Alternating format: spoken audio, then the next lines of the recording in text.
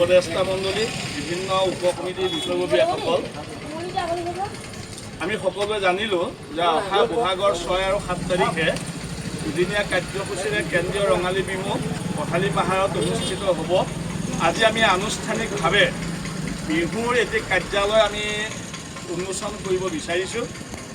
এই বিহু কাৰ্যালয়টো উন্মোচন কৰিবৰ কাৰণে ইতিমধ্যে আমি সভাপতি সভাত আমাৰ এজন নতুন প্ৰতিনিধিক আমি উপদেষ্টাৰ নাম দিছোঁ, আমাৰ মান বাহাদুৰ লিম্বুদেৱ।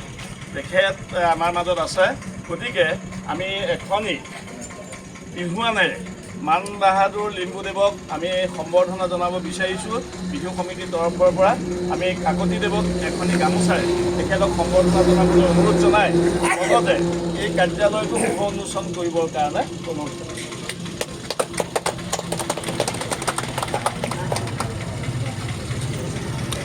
উৰুলি এটা দি দিব।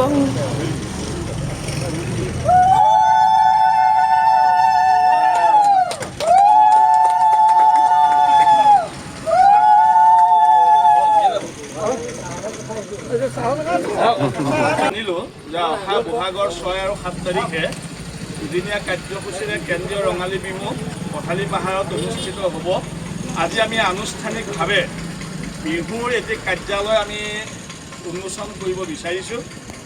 এই বিহু কাৰ্যালয়টো উন্মোচন কৰিবৰ কাৰণে ইতিমধ্যে আমি সভাপতি সভাত আমাৰ এজন নতুন প্ৰতিনিধিক আমি উপদেষ্টাৰ নাম দিছোঁ, আমাৰ মান বাহাদুৰ লিম্বুদেৱ।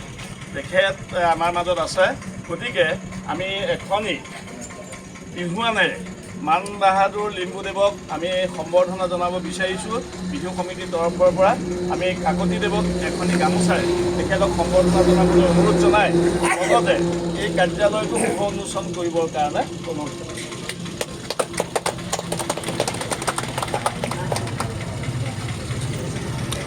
উৰুলি এটা দি দিব।